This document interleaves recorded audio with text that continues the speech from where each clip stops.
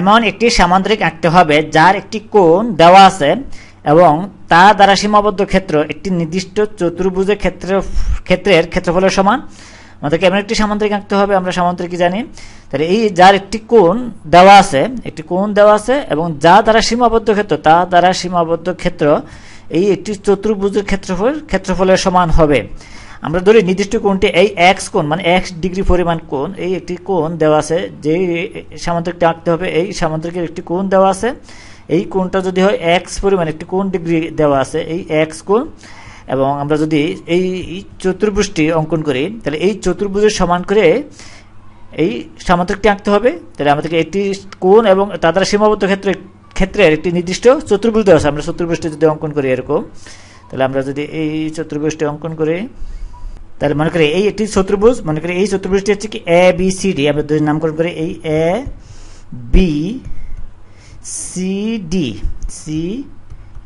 তাহলে এই চতুর্ভুজের ক্ষেত্রফলের সমান করে আমরা এমন একটি সামান্তরিক আঁকতে হবে, যে সামান্তরিকের একটি কোণ নির্দিষ্ট কোণ দেওয়া আছে। তাহলে ওই সামান্তরিকটি আঁকতে হবে। মনে করি আমরা যদি মনে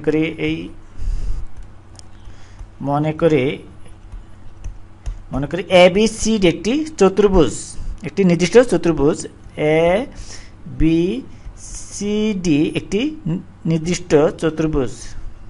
তাহলে এমন একটি সামান্তরিক আঁকতে হবে যার একটি কোণ এই নির্দিষ্ট কোণের সমান এবং যার ক্ষেত্রফল এই এবিসিডি একটি নির্দিষ্ট চতুর্ভুজের ক্ষেত্রফলের সমান। তাহলে যার একটি কোণ, এমন একটি সামান্তরিক আঁকতে হবে যার একটি কোণ এইরূপ একটি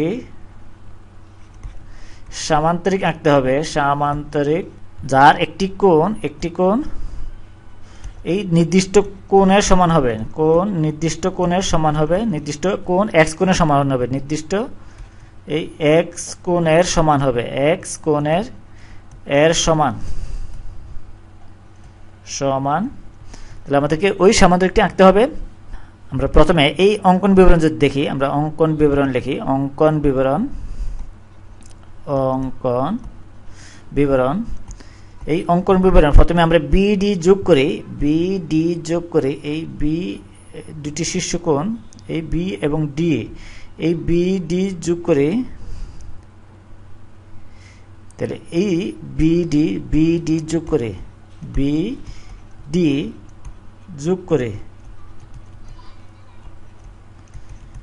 যোগ করি এবং সি বিন্দু দিয়ে এই বিডি এর সমান্তরাল এই সি এফ আঁকি। তাহলে আমরা সি বিন্দু দিয়ে যদি এই সি এফ আঁকতে হয় বিডি সমান্তরাল, তাহলে আমরা যদি এই কোণের সমান করে এই ডি সি এফ কোণের সমান করে আমরা সি বিন্দুতে একটি কোণ আঁকতে হবে, এই একান্তর কোণ।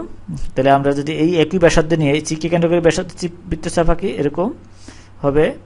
তাহলে এইখান থেকে এতটুকু দূরত্ব আমরা জানি, এই দূরত্ব নিয়ে আমরা কি করতে হবে, আরেকটি বৃত্তচাপ আঁকতে হবে এখানে। তাহলে এই সি এফ রেখা, তাহলে এটা হবে সি এফ রেখা। তাহলে আমরা এই সি বিন্দুতে এই বিডি সমান্তরাল সি এফ আঁকি। এই সি এফ এ বি এর বর্ধিতাংশকে এফ বিন্দুতে সেট করে, আমরা যদি এটাকে বর্ধিত করি, তাহলে এই সি এফ এই এ বি এর বর্ধিতাংশকে এফ বিন্দুতে সেট করে। এখন আমরা এই এ এফ এর মধ্যবিন্দু নির্ণয় করি। তাহলে আমরা যদি এই এ এফ এর আমরা যদি মধ্যবিন্দু, এখন এই এ বিন্দু নিই, তাহলে আমরা মধ্যবিন্দু নির্ণয় করতে হয় কিভাবে, অর্ধেকের চেয়ে এই এফ এর অর্ধেকের চেয়ে বেশি ব্যাসার্ধ নিয়ে আমরা কি করব, এই এফ কে কেন্দ্র করে এই এফ এর উভয় পাশে দুটি বৃত্তচাপ আঁকবো, আবার একে কেন্দ্র করে আমরা আবার দুটি বৃত্তচাপ আঁকবো একই ব্যাসার্ধ নিয়ে। তাহলে এই দুটি সেট বিন্দুতে আমরা স্কেল বসিয়ে এইখানে দাগ দেবো। তাহলে এই মধ্যবিন্দুটা হচ্ছে কি জি, আমরা যদি জি ধরি, এটা হচ্ছে কি জি, এই মধ্যবিন্দুটা হচ্ছে কি জি, মধ্যবিন্দু জি নির্ণয় করি, মধ্যবিন্দু নেই। এখন আমরা যদি এই এ জি রেখার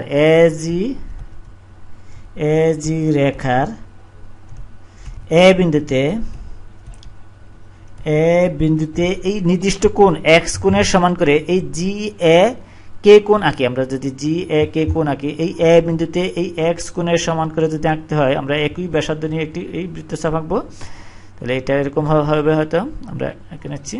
এখন আমরা যদি এইভাবে অঙ্কন করি, এই এক্স কোণের সমান করে একে আঁকি, এই এক্স কোণের সমান করে, এই নির্দিষ্ট কোণ এক্স কোণের সমান করে একে আঁকি। এ বিন্দুতে এই কোণ এক্স কোণের সমান করে আমরা এই বি এ কে কোণ আঁকি, বি এ কে কোণ আঁকি, কে কোণ আঁকি।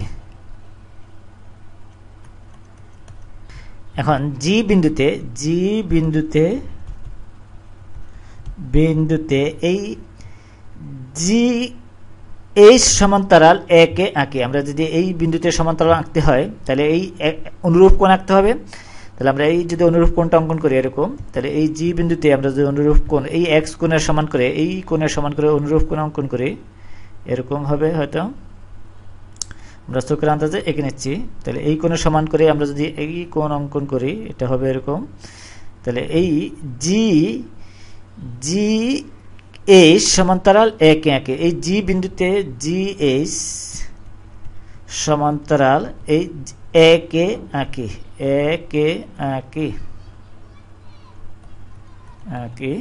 আবার আমরা এই ডি বিন্দুতে,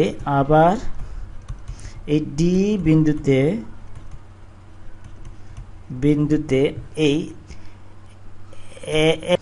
তাহলে ডি বিন্দুতে আমরা এই কে ডি এইচ সমান্তরাল এ জি আঁকি। তাহলে এই কে ডি এইচ সমান্তরাল এ জি আঁকি, তাহলে আমরা যদি আঁকতে হয় তাহলে কিভাবে আঁকতে হবে? এখন আমরা এই ডি বিন্দুতে এই কোণের সমান করে, এই বি এ ডি কোণের সমান করে, এই কোণটার সমান করে, আমরা একটি বৃত্তচাপ আঁকবো প্রথমে একে কেন্দ্র করে, যতটুকু এতটুকু আমরা একটি একান্তর কোণ আঁকতে হবে এখানে। তাহলে একান্তর কোণ আঁকলে কি হতে, সমান্তরাল রেখা হবে, এই কে ডি এইচ সমান্তরাল এ জি হবে। তাহলে আমরা যদি এরকম অঙ্কন করি, তাহলে আবার এখান থেকে এতটুকু সমান ব্যাসার্ধ নিয়ে, দৈর্ঘ্য নিয়ে আমরা আরেকটি বৃত্তচাপ আঁকবো, এখান থেকে এতটুকু আমরা চোখের আন্দাজে নিচ্ছি। তাহলে এই অংশটুকু যে বিন্দুতে ছেদ করছে ওই বিন্দুতে আমরা এই এজি সমান্তরাল কে ডি এইচ আঁকতে পারি। তাহলে আমরা সমান্তরাল রেখাটি যদি অঙ্কন করি এরকম হবে। তাহলে কে ডি এইচ রেখাটা এই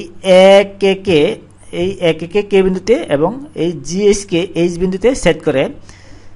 তাহলে কে ডি এইচ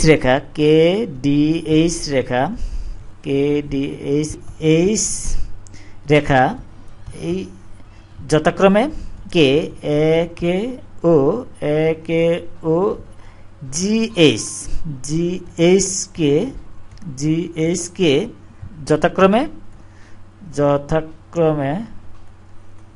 যথাক্রমে কে এইচ বিন্দুতে ছেদ করে, কে ও এইচ বিন্দুতে ছেদ করে। তাহলে এই এ জি এইচ কে নির্ণয় এই সামান্তরিকটি। তাহলে আমরা বলতে পারি, তাহলে এই এ জি এইচ কে উদ্দিষ্ট সামান্তরিক, যেই সামান্তরিকের একটি নির্দিষ্ট কোণ দেওয়া আছে, তাহলে এই সামান্তরিকটা একটি নির্দিষ্ট কোণ হলো এবং যার ক্ষেত্রফল এই একটি নির্দিষ্ট চতুর্ভুজের ক্ষেত্রফলের সমান। তাহলে আমাদের এই সামান্তরিকটি অঙ্কন করা হলো। তাহলে এটা হচ্ছে কি উদ্দিষ্ট এই নির্ণয় সামান্তরিক, যেই সামান্তরিকটি একটি নির্দিষ্ট চতুর্ভুজের সমান এবং যার একটি নির্দিষ্ট কোণ দেওয়া আছে। তাহলে এই সামান্তরিকটি অঙ্কন করা হলো।